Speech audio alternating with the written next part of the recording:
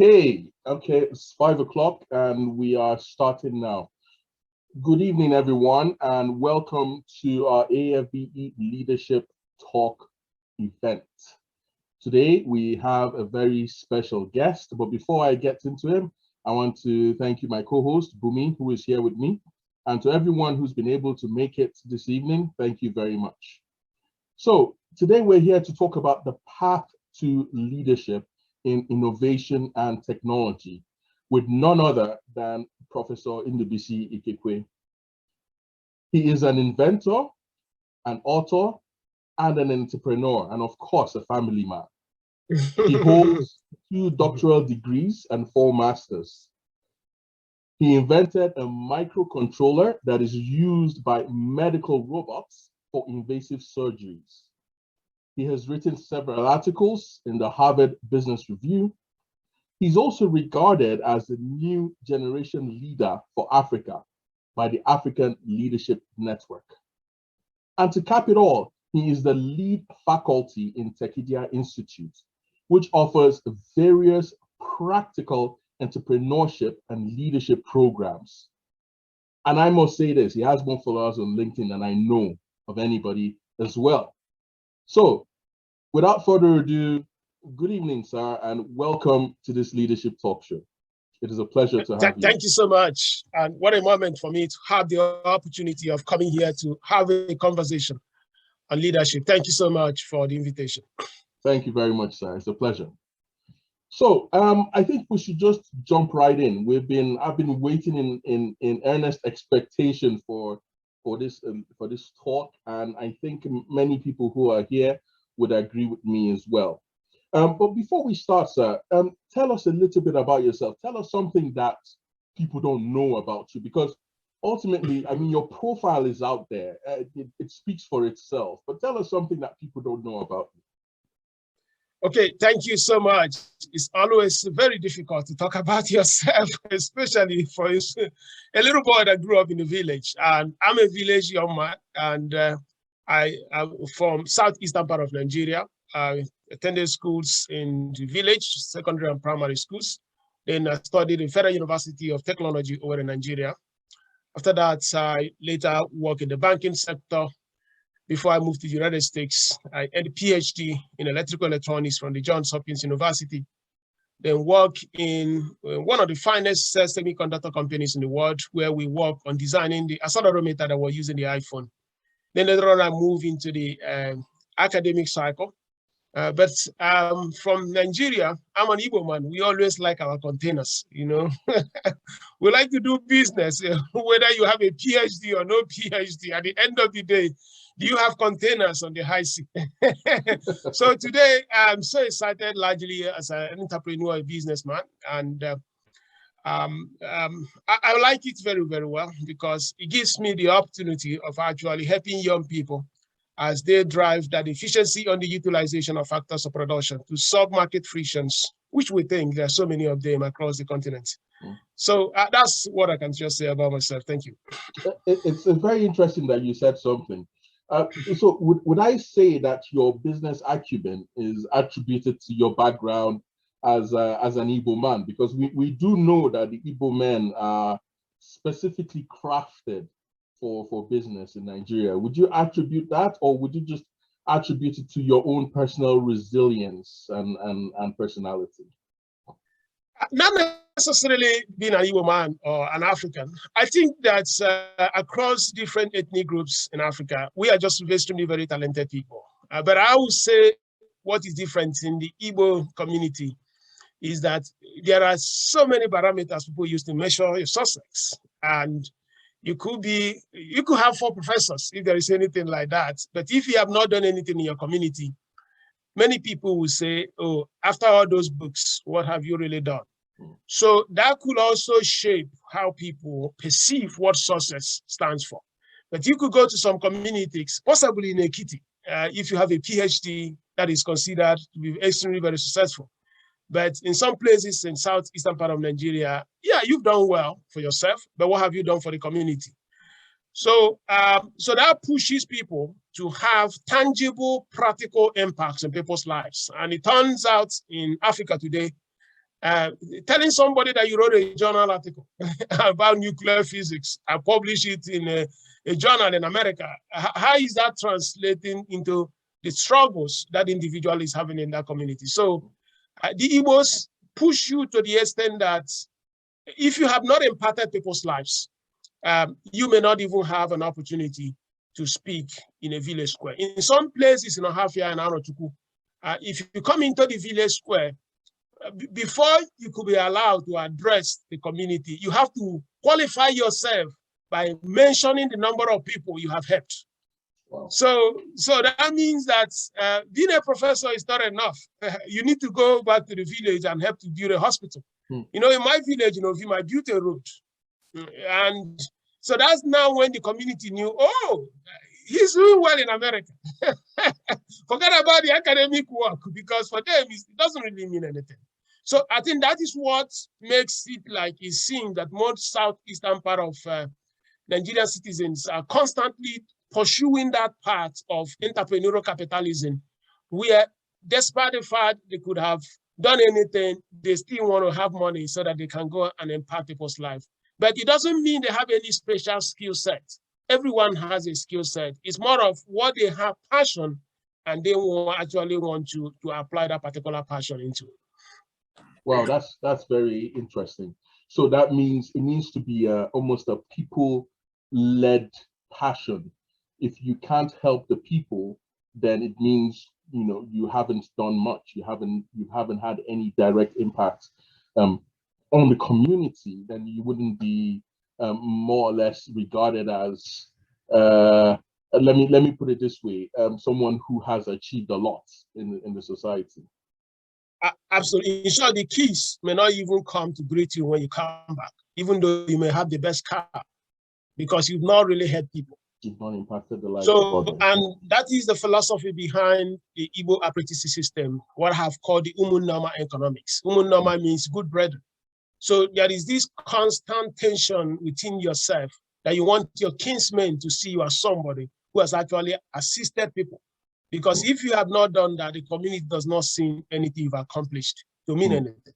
So that pushes you sometimes to fund your competitors. You go into the market, you go back to Christmas, you go and bring 4 boys. In the same opportunity you see for yourself, you now divide that market among those 4 boys. You give them money to compete against you, because there is something you are trying to accomplish. That is not money. You are not trying to actually validate yourself as someone who is basically contributing in a stakeholder community's mindset, so that they say, hey, this is my Oga. Without him, I will not be this person. And that becomes a validation that you've actually done something magical. If you are in a university, I don't see how you can help somebody. And that is the reason when people say, hey, we don't respect education in the South. That's not necessarily true. It's just like people want to see a practical implication of anything you are doing in people's life, because that is what they use to measure success. Talking about education, before we jump into innovation and technology, you've had 2 PhDs. I mean, I have one and I struggled. So I want to know more about, how did you find the willpower to stay in academia to be able to achieve 2 PhDs and 3 or 4 masters? What was the drive? How did you keep going? Yeah, I think getting the 2 PhDs and 4 masters, they came because I promised my grandmother many years ago. I mean, I grew up in the village. We didn't have a lot. So to pay for my common entrance to secondary school was a very difficult thing. You know, I asked for money to register for the opportunity of taking the common entrance to go to secondary school. And they just said they didn't have the money. So I climbed the tallest tree in the village, because I felt I was so small in primary school that God could not hear me. So when I climbed that tall tree, and right there I said, God, somebody has to find this money to take me, to give me to register for common entrance. So then as I was there, I saw that my grandmother left out with one of her clothes and all these wrappers She must have gone to give it to somebody to get her money back. So when she came back, said to Ndubuisi, come down and we have the money. You're going back to school tomorrow with it. So, I mean, out of emotions, I cried that day and just hugged her. I said, I'm coming back here with 7 degrees one day. And I just made a promise to her. And I didn't know the implication. And I also said, we have a great secondary school in the community, secondary technical school of him. If they have any results or numbers, I'm going to break that record. So, and of course, I did very well in the school, hold the all-time best academic record, but I also wanted to accomplish that, basically, that promise I made to her. And because she played a major role. And so I went for my master's, went for PhDs, not necessarily I needed them. One of the blessings I've had in life is that I have never had to look for a job. It's 9 months to graduation from FUTO. I received my first job offer. Then Slumberger came. Then I got FUTO, automatic employment as the best graduate student in my class. So there was really no need of going for academic because you always have the opportunity of getting a job. But I recall vividly that I made a promise that I would get us 7 degrees. So of course, the day I got the 7th one, and then I stopped because that was the right thing to do. That's very interesting. There's something you said, you never really struggled to get a job. And that's not the story of many people, especially many people who are in the diaspora. So I'm going to get to that a little bit later because I would want to get your take and also your advice on that issue. But before that, tell us, how did you get into the space of science and technology, especially in the US? Yes, 2 things there. When I was in secondary school, I did 15 subjects. I studied all the easy ones. That's what we used to call them, like economics, government, and took the standard GCEY in secondary school. Then I now took the sciences for the senior secondary certificate exam. I got into banking in Diamond Bank as an IT staff. The typical IT. Then one afternoon, I just realized that everybody was doing IT, coupling hardware systems. You go and buy hard motherboard, you put the hard disk.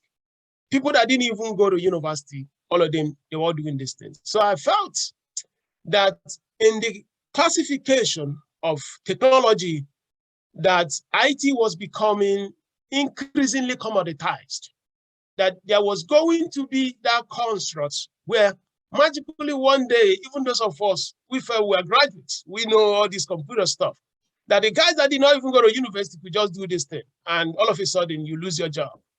Or the job, they will not pay you very well. So I said, let me return back to engineering because there was a higher level, a higher core of going back to semiconductors and electronics than just doing IT, coupling things. Remember that time in Africa, software development was not common. What was really common was hardware, ability to network Cisco systems, ability to network local area networks. And those things were not extremely very difficult if you just understand how to do them. So that was what now said, okay, I'm going back to university, United States was a very natural destination because I felt that the largest thing is the #1 country in terms of technology. So I said, I'm going back to the United States and I have to go to engineering, nothing like computer science, nothing like IT, because I wanted to have a career that I believe vividly would not be easily commoditized, because I felt it was going to be an insurance into my future if I can have a skill set that is a little premium. So that was the motivation of going to the US. So of course, I went to the Johns Hopkins University, a very brilliant university, and that provided a lot of opportunity to acquire top grade skill sets within the domain of electrical and electronics. So that was that great motivation. And going for that PhD was also, I have called engineering PhD as a career insurance. It's a career insurance in the sense that if everything fails, there is always going to be a university where you can teach. I'm not saying that those that are teaching that is so easy, but there are many universities that are looking for people with PhD in engineering today than the number of PhDs that are available. So that creates an opportunity that once you have one, you've actually ensured your career to a large level. So I decided to go for that engineering. That's very interesting. Prof, you have innovated, you have invented, and I believe some of your inventions have been acquired by the United States government and is currently in use. How did you break that barrier of even being able to invent and take that into markets to commercialize your invention, or to even get your invention to the point where real practical use and need came about? Okay, let me note clearly here. This is really my PhD thesis. So my PhD, I work on building control systems that can be used in minimal invasive surgery and making it possible that robots can operate on human systems, and working in new domain of engineering neuromorphic systems in what we call event-driven asynchronous parallelism of the central nervous system, where you try to emulate human biology and then you replicate that neurons or synapses within silicon. So, I would say very, very lucky that I was able to work with great friends that I did that. And the university decided that it was a very great work. They filed patent for it. I received that patent. And later on, the United States government, they are looking for applications in the space. They reach out to that some of the things we built in that could be applicable in that space environment. So we extended what we call assignee rights to them. In other words, they can use it as part of that development. There are also some biomedical companies that also reach out, hardware medical companies that reach out. But other things that we do mainly for markets, you're trying to make money. And I've not really filed any other patents except on that, because I'm not necessarily a huge fan of this IP because to a large extent, not many things are new. Like in our Zenfos technology, we build these sensors that if you put in the soil, they collect information like temperature, moisture, humidity, electroconductivity of that soil. They pick that data through satellites, through GSM or through Wi-Fi into a computational system where we have used models and constructs. It can help you understand what a farm land position is. And then using that, you can advise farmer. We didn't have to patent it because to a large extent, these things are not really breakthrough technologies per se. But the combination of those elements and pieces, you can actually create a new domain in product system that customers can like. So just to make it clear that except that a PhD one, I've not really paid a lot of attention into going to file patents, because sometimes I don't really think those things are really the thing that will make you successful in markets. I've heard you say we need to move from being an inventor to being an innovator. Can you explain that? Yeah, extremely great. And so there are two domains in markets. There are people that are very good in ideas, and there are actually those who are extremely very good in translating ideas into products. If you go through human history, at least the last 2,000 years, you realize that just before the last 500 years, if you look at the gross world products, in other words, the GDPs of nations around the world, and you add and aggregate them together, the gross world product was basically flat. And what was going on there is that the world was inventive. The world was full of ideas, but the world did not have products or services. So I have called that era the invention society era. It was a society, invention society era. Basically, you have the time of Faraday, the time of all these guys. They were very brilliant guys. They created all those compounds. They discovered so many things, but at the end of the day, nothing changed. When They discovered compounds. They helped us with the elements. Then when tuberculosis came, tuberculosis killed them. Polio came, polio killed them because they could not create vaccine. So now, the last, just around 1790, the world now moved from invention society to the innovation society. The innovation society is a society where you are not just talking about ideas, you're actually giving people products and services in the market. So it's like you talk about it, you also provide a solution. So the world now shifted from invention society era to innovation society era. So that innovation society era is full of products and services. So instead of just talking about compounds and elements, you are now talking about products of vaccines that can actually help people solve problems they have. So that invention society era, we had many inventors, extremely brilliant people. The most fundamental element of physics and chemistry, those men and women shaped it, they created it. But when they died, most of them were so poor that their families could not afford a graveyard for them. But now in the innovation society era, you now have people like Bill Gates, people like Elon Musk.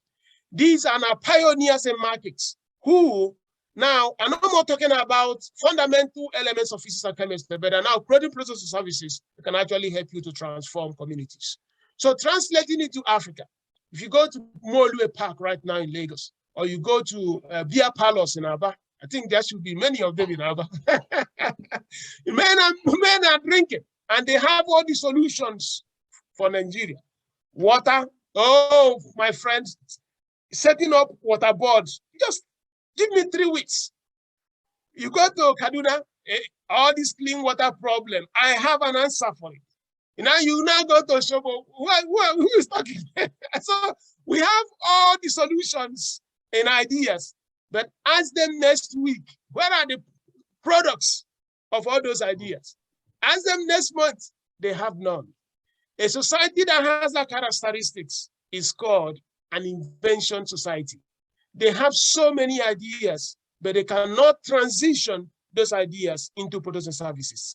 And if you do not have the capacity of translating those ideas into product services, you cannot fix frictions, the problem that customers have. Because at the end of the day, there is only one thing that can overcome a market friction. That one thing is what? A product. I tell people that in physics, we talk about frictions. In markets, we talk about market frictions. The force that overcomes market friction is nothing but a product. So until you have that product, you cannot overcome that problem that customers have. So that is the distinction. A society that is full of products is a society that solves its problem.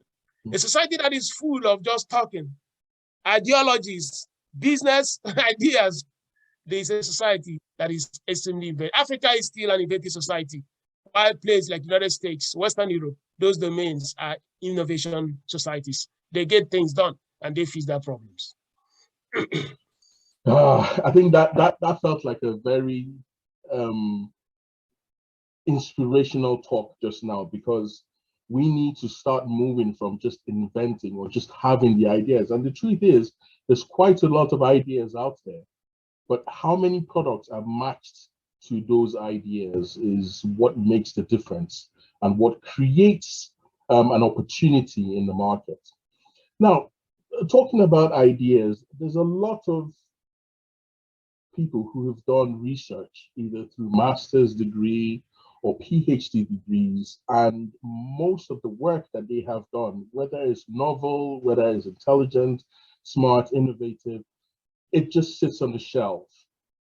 What advice would you give to people who have this burning desire to convert their research into some form of innovation, product, market, service that they can take? Yeah, absolutely, great question, especially for our part of the world. The difficulties that we have in Africa are largely the inability to translate these ideas into products and services that can solve people's lives, people's problems. So if you cannot, there's just no way you can give that person clean water. So you go to ABU Zaria, it has one of the largest agricultural departments in Africa, yet walk out of the gate, you see a lot of people looking for food. You go to Futo, a very great engineering school I attended, but just walk outside, you see real engineering problems that somebody should have solved. So the thing there is also the way the society is designed. The society is designed within the whole construct of let's cherish the people that are doers instead of the people that have papers. You now realize that people will begin to rewire themselves to doing that thing that the society wants. I'll give an example. I know about 10 young people in Nigeria that finished secondary school. They have not even entered university one day. Microsoft and Google hired them. You can check Moses Olalekon and his brother John Olalekon. And Moses finished from one secondary school in, I think, Adado or Biokuta, somewhere there, and his brother finished. Microsoft hired both of them as software engineer, because what happened was this. One of my team members showed me the GitHub code they published in GitHub. I checked that code. I called Moses. I said, Moses, I've written about it in my blog. I said, Moses, I want to give you a job, but it's going to be a different type of job. I want you to come and start an AI company. Machine learning, because he wrote, he's a very, very brilliant young man. I'm telling you, this guy may be about 17, 16 years or so. He's not even going to university. I said, what will happen? I can give you up to 25 million naira. You'll be the CEO. I provide a fund. This is what I want us to do. The next week, he told me, fortunately, that he has accepted an offer from Microsoft. If you allow me, I can show you his LinkedIn page so that you get this message right. After less than how many months, they transferred him to Cambridge as a science, as I think they call it science. No. In Microsoft, you have an engineer, then you have what they call a, there's another terminology they use for him, scientist. Yeah, that's the one, scientist. So he's a scientist in Microsoft Cambridge, but he did not enter any university. Oh. And also, if you have noticed, when they are advertising for jobs, they are not asking for university qualifications. So they have now a new mechanism where they are looking for people that solve problems. So the same thing is, that's what the society in some places like United States and Western Europe, that's the way they designed it. So if somebody is doing a research and you have that mindset that at the end of the day, society expects you to have an impact, not just to publish a paper and drop it in the shelf. And our mind will be rewired that you don't just stop at the publication of that paper and then you can actually go a little bit further. So I think it has to also be driven by policy. You know, one of the finest moments in the United States was when the US government made this, they call it Dole-Bar Act. I wrote about it, Bob Dole Act. What that Dole Act was, if the government of the United States gives you money for research and you come up with a brilliant idea, in the past, you are not allowed to commercialize that idea because they believe that that idea belongs to the government. Yeah. But under the Dole Act, they now allow you to commercialize the idea and own all the benefits 100%. You know what happened? Men and women that were researchers, we are not seeing the destination as ending in publishing paper. They also want to have opportunity of going to spread money as they do that in India. So they have to make money now. So that is the reason why we have Google. Without that, we will not have Google. Because if these guys have started the Google algorithm a decade before 1981, when the Dole Act was passed, or thereabout, they would have been required to send that algorithm to the US government and they'll put it in the shelf. But under the new ordinance, what happened? They could go and commercialize it. So there are just so many fundamental things, because I wrote about the Dole Act and they actually framed it. If you go to the US Congress website, they framed with the quotes. I said, that was the most important policy on science and technology in the history of the United States in the last 50 years. And they put it in that, because I have looked at all the policies in science and technology. That one made it possible that people look beyond publishing paper to actually creating companies out of publishing papers. So in Africa, we have to have that kind of translation.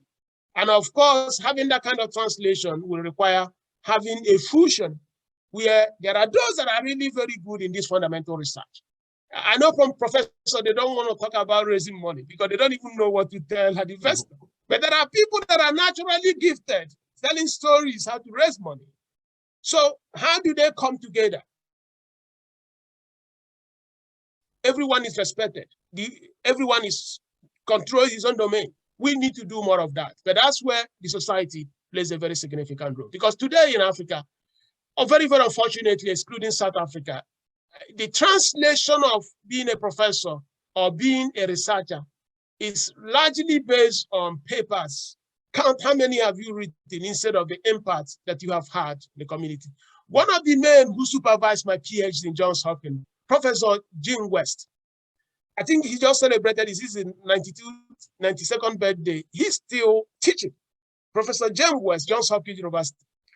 He invented the electric microphone that powers more than 90% of all smartphones microphone in the world. The man did not even have a master's degree, but he produces PhD. So imagine that kind of lifestyle. Mm. You produce PhD, you never even had masters.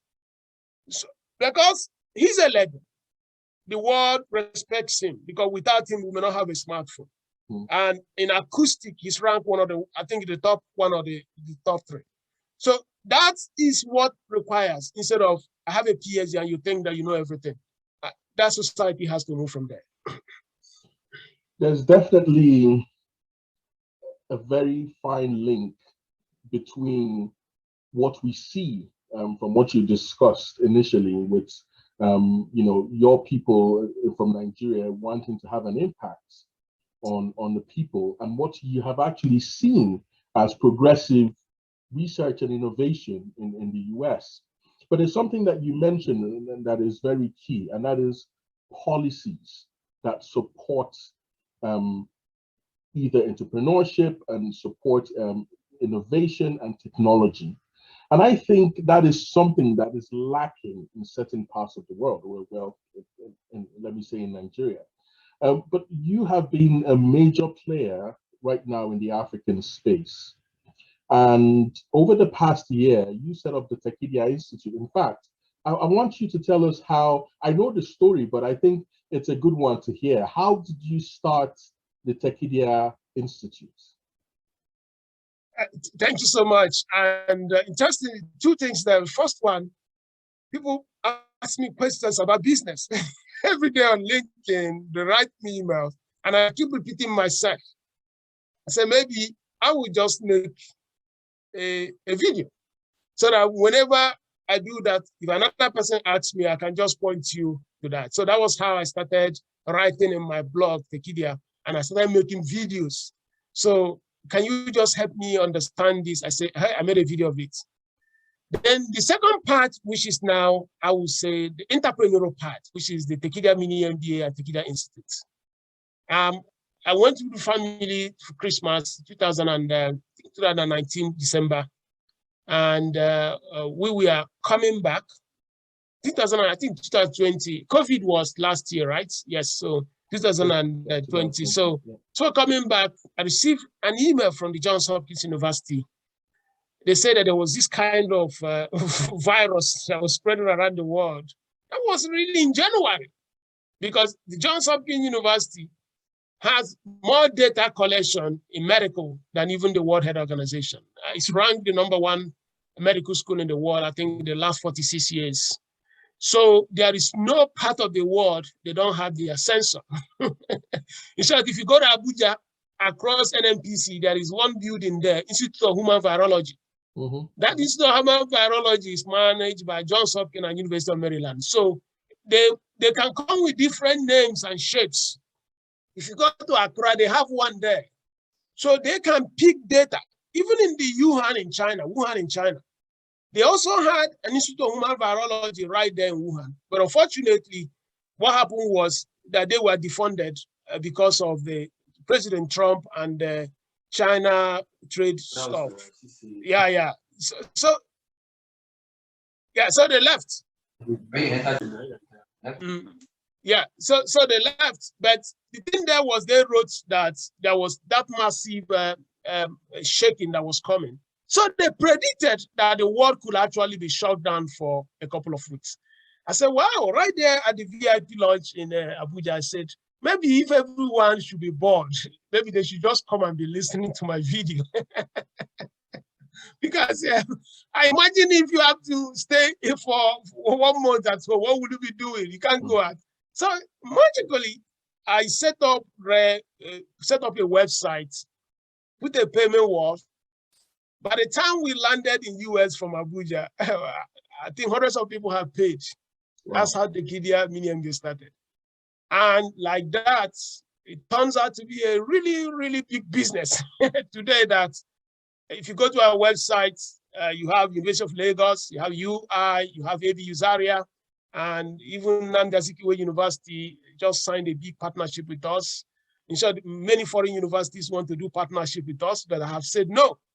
That we want to focus on the native African entrepreneurial capitalism. Let's do it the African way. We will never teach any foreign curriculum. Rather, if you want to come and understand how Africans do business, you come to the Tekedia Institute. So that's the reason why we've not gone into any accreditation or partnership with any foreign university. Many of them have been writing us. They have also sent their say no. And it has worked for us. We have 41 countries now participating in our program, and we generate more revenue than University of Lagos. And it's a very massive, in short, just 2 days ago, we have a Google PhD researcher joining us for product design. So, I'm not aware of any university that can attract the kind of manpower or faculty that we have. So I'm very, very excited that Africans are coming up to actually help us. It's a community service, I must note, because if you look at the pricing, what we are trying to do there is to empower a generation of young people so that they can advance the beautiful continent we call Africa. Thank you. Before we go into questions from the audience, which Bumi will ask in a second, what I find very fascinating is the fact that this is an African institute created for Africans by Africans. But what is most interesting is the level and the caliber of people that I have seen deliver courses on Tekedia Institute.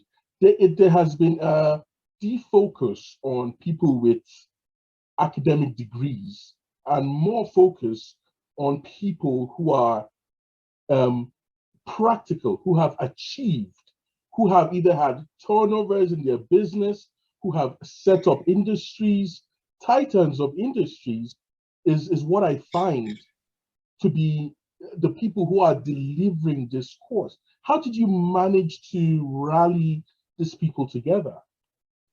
Yeah, thank you.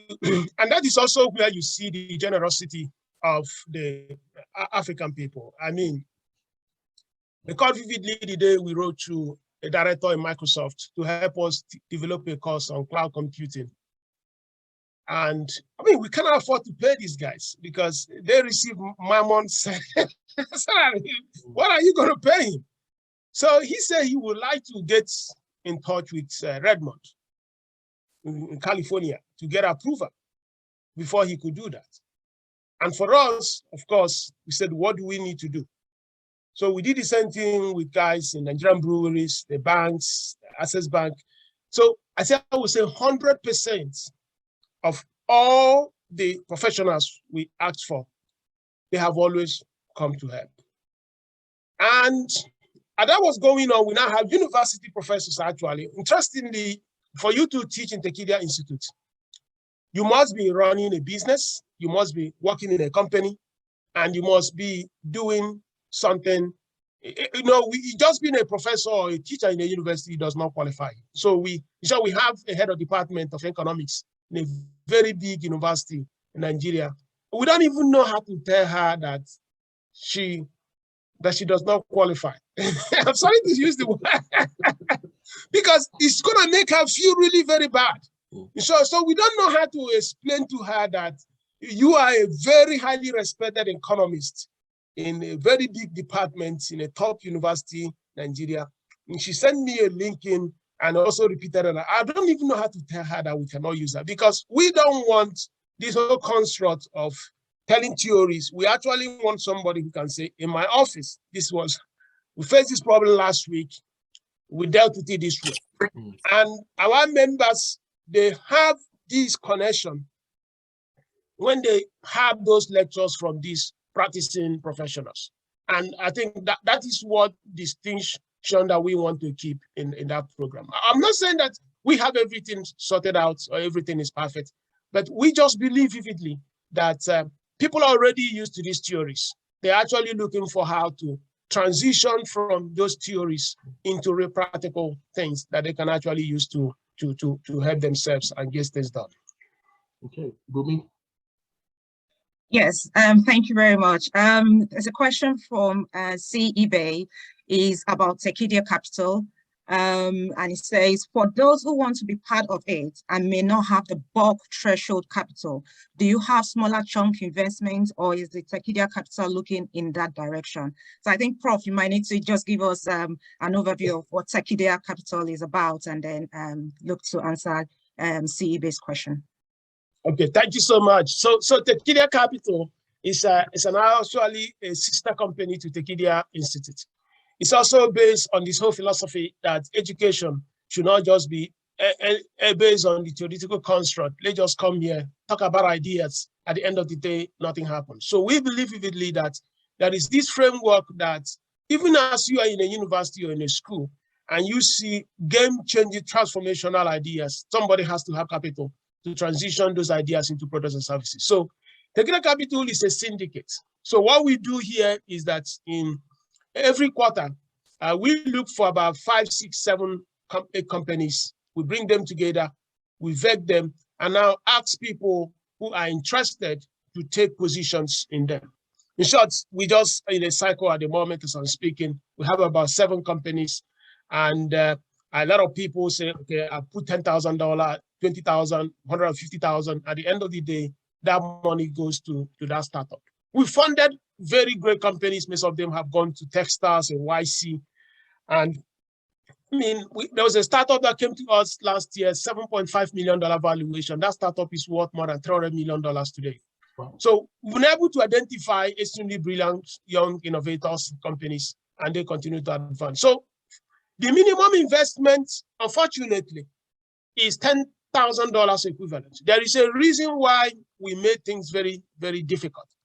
We don't want somebody to go back and take the diaper money for the baby to go and now invest to have the next Facebook. And because that would be very, very bad. So you now begin to fight with Madam. So Madam, no, this is the one. I have to invest this money because I want to own a piece of Facebook of the future. No, we make things a little bit difficult that only those that can afford to actually lose that money that will come. And also we have another hurdle.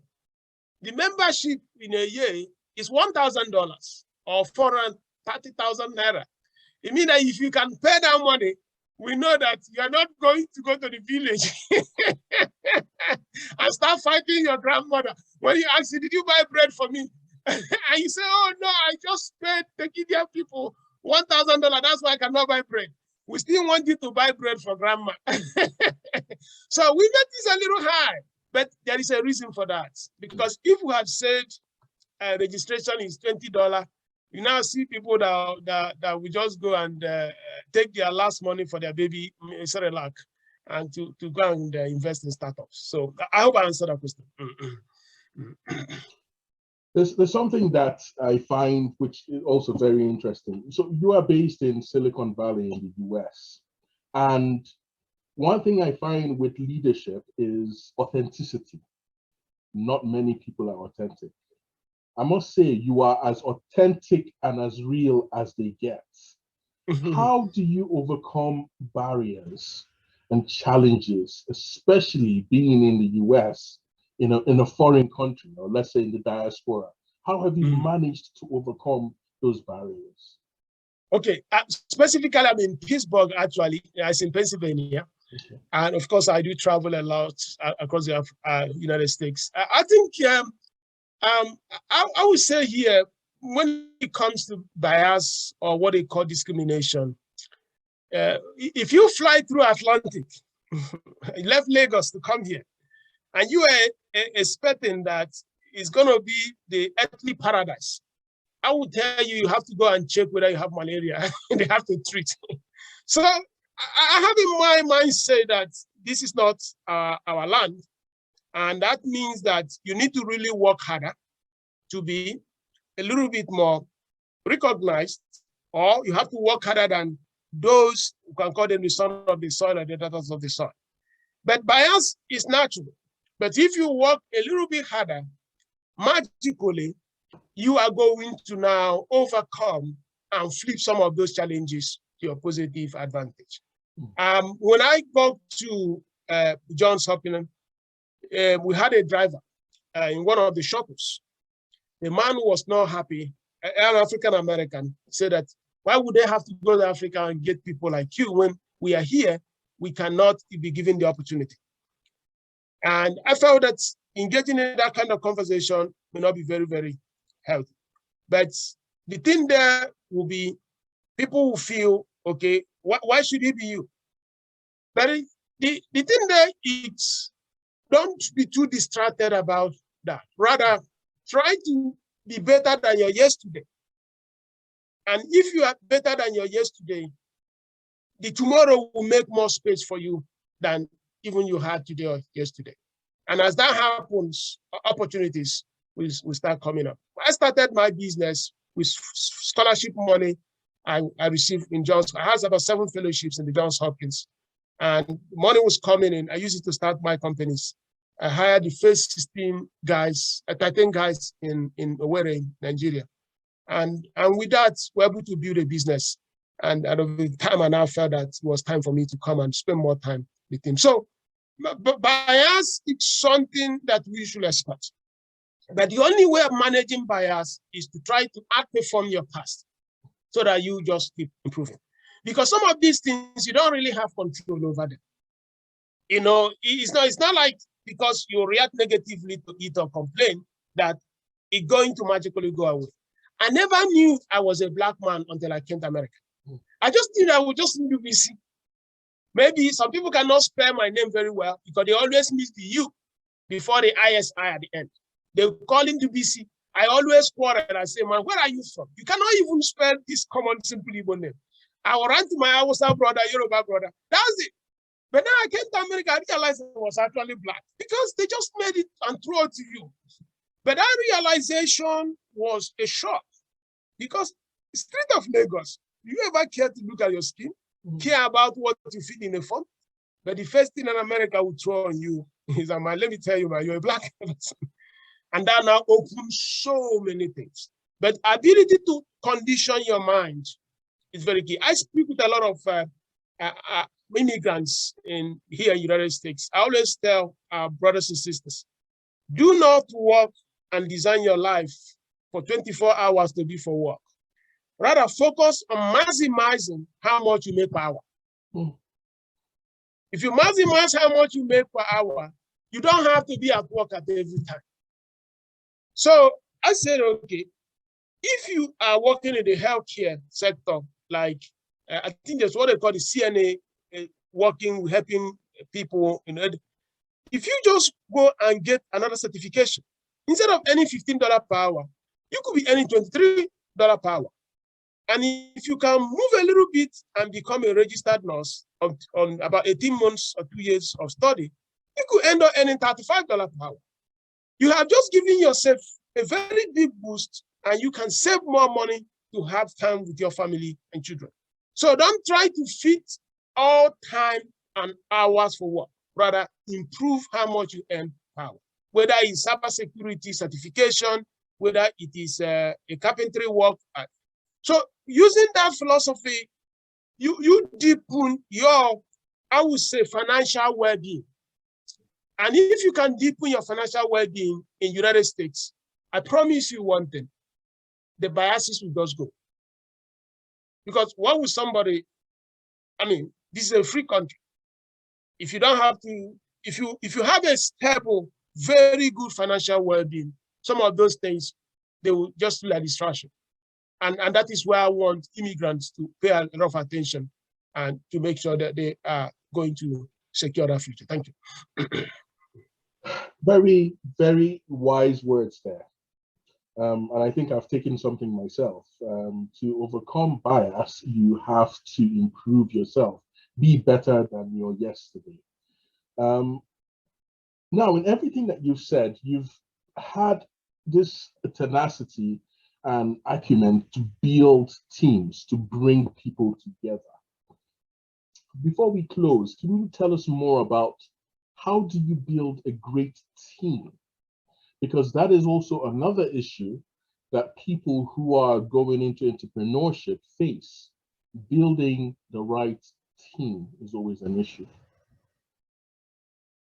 Yes, I think it has to do with humility. No matter how talented you are, or no matter what you think you've accomplished, there is just no way you could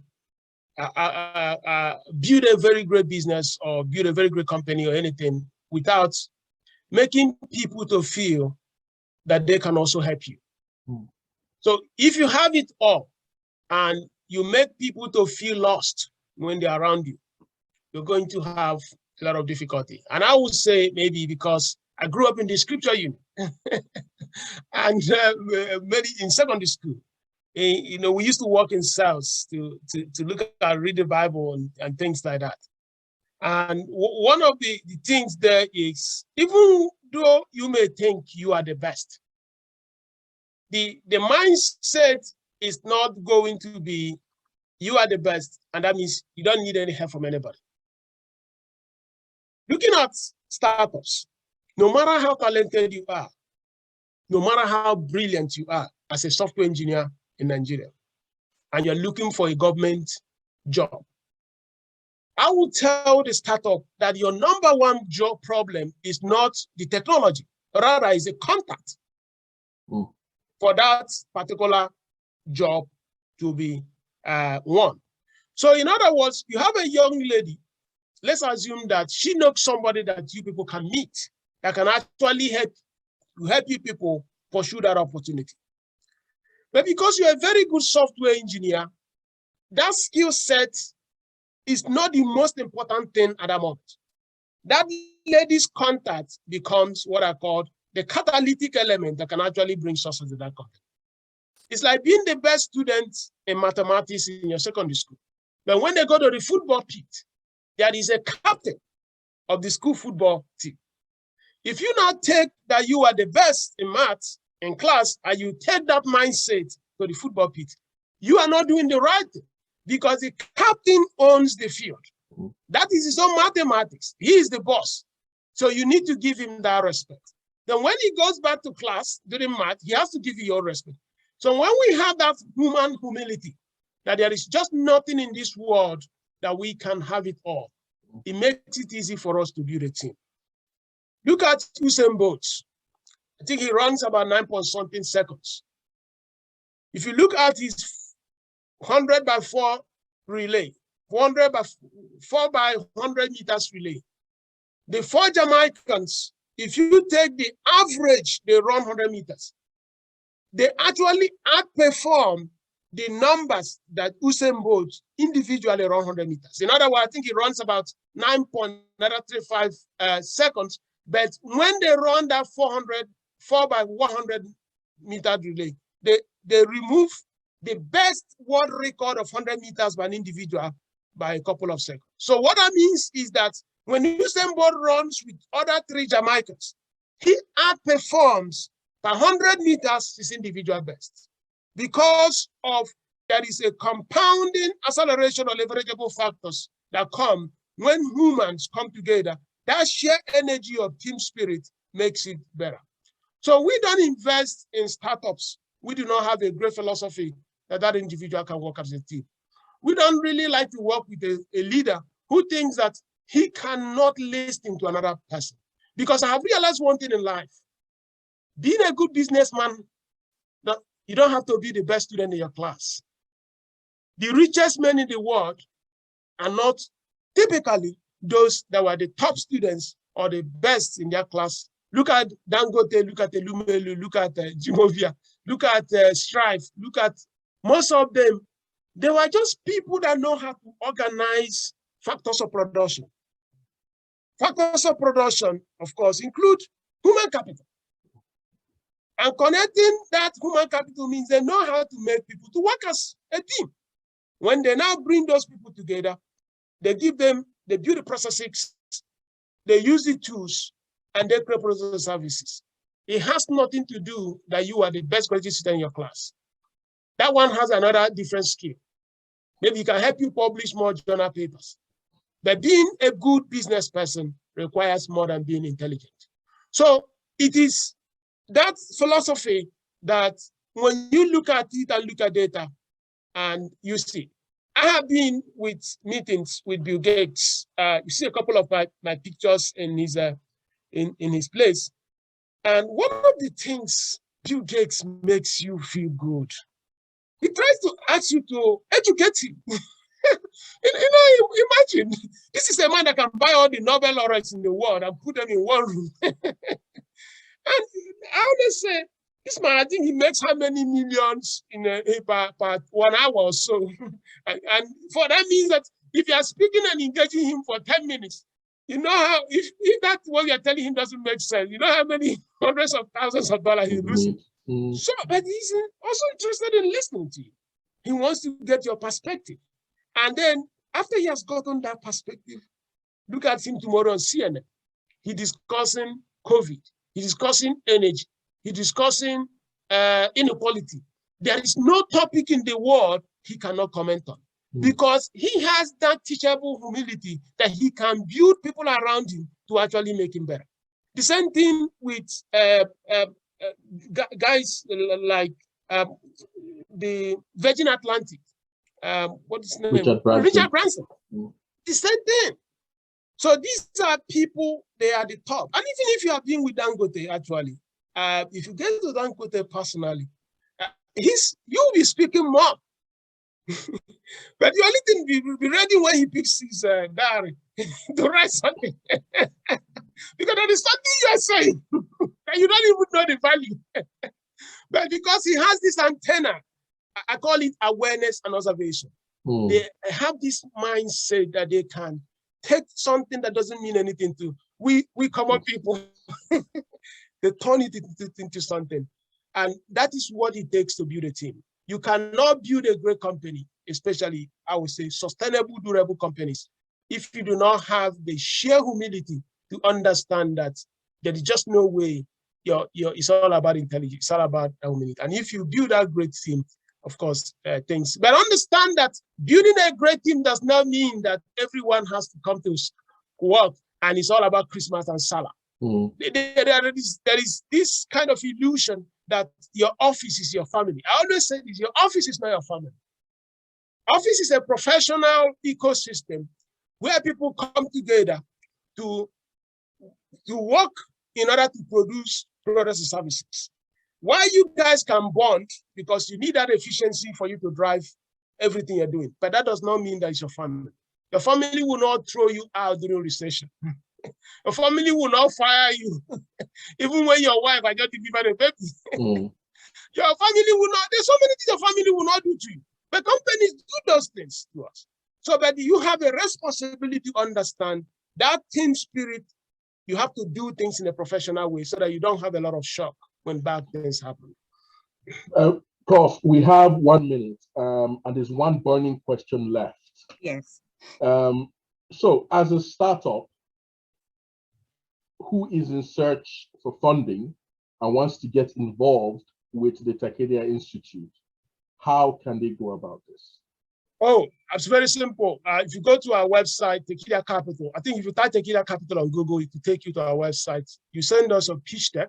And when we receive that pitch deck, our legal team our investment team will look at it and we'll check whether it's something that we find very, very interesting. Then once we have that, the legal team will contact you to just make sure that do some small due diligence. They will invite you to give us a pitch. We invest all millions of dollars every quarter, and we have, in short, there is a post I will do this after this is for our pass. We gave pass the money you registered with Corporate Affairs Commission, just to tell you how early we could be. They have not even registered the business, but we gave them money. But our pass today, I think they have more than nearly 50 work staff there. And just in less than 18 months, they have grown rapidly. So we'll continuously look for innovators in the market. And so if you have something, send it to capitalaffairsmarket.com or just take the email there and we will look at it. If it's something that we like, we will let you know. And we also work with so many partners. We are the only VC, in short, we won the VC award last year in Nigeria. The Venture Angel Capital Award, the community gave us the award last year. And Amazon today allows us to give up to $25,000 Amazon AWS. We are the only entity I know in Africa that gives up to $25,000. Others maximum of 10,000. So, and even yesterday, we recommended one startup from Lagos. These guys built what I say, computational vision. And I wrote to a vice president on Amazon. I said, I want you to support this startup from Lagos. And I want the day they will launch, let Amazon syndicate them around the world. And I wrote them in London. And so we have massive level of support that we provide. It's not just money. We of course, you attend our programs, you have an opportunity of speaking with our community. And all our faculty members in Tekedia Institute, they also help these startups. Like if you want to know something about MasterCard, we have a faculty from MasterCard. We just say, hey, can you talk to our faculty? So that is the ecosystem, how we see education to evolve in the future, where practical solutions are coming to the challenges that innovators and makers are having. Thank you very much, Professor Ndubuisi. Left to me, this talk will carry on, but as we like to keep to time, the show must end. But the show actually does continue. If you want to know more, as you have heard, you can go to the Tekedia Training Institute or his company, Fasi Micro, as well. You can check about the events that they run. You can check about the training programs that they run. I must say myself, I'm going to be enrolling on one of his Tekedia mini MBA because the amount of networking and the opportunities that I have seen from people who have come out from this organization is next to none. You've heard it all. People, net worth, collaboration, humility, and the ability and perseverance to keep becoming better. Increase your, I want to say, per minute net worth every day. Look forward to increasing that. Thank you very much, Professor. And to everyone who's been able to join, thank you very much. If you're just joining us for the first time, welcome to the AFBE. This is part of the AFBE wider network, AFBE UK, and we are the leadership arm of AFBE UK. We are hosting a training program as well called Transcend, which is launching at the end of this month. We would like you to check our website on the Transcend program, which can be found on the AFBE UK website. And also we have our first ever, would I say, a Black Health conference in UK, which is happening in London on the 22nd of April, which is called the AFBE Live. I believe the link has been posted on the chat group. If you are in London or you're anywhere around or you would like to attend, this will be a very good opportunity for you to come and network with like minds. We have a fantastic line of speakers from people all over the UK who will be in attendance. So please log on to AFBE Live and we would see you there. Again, thank you, Bumi, and thank you, Professor Ndubuisi. Thank you. Thank you to everyone who's been able to join this talk. We would make this video available on our AFBE YouTube channel, where all the other leadership talk programs have been posted.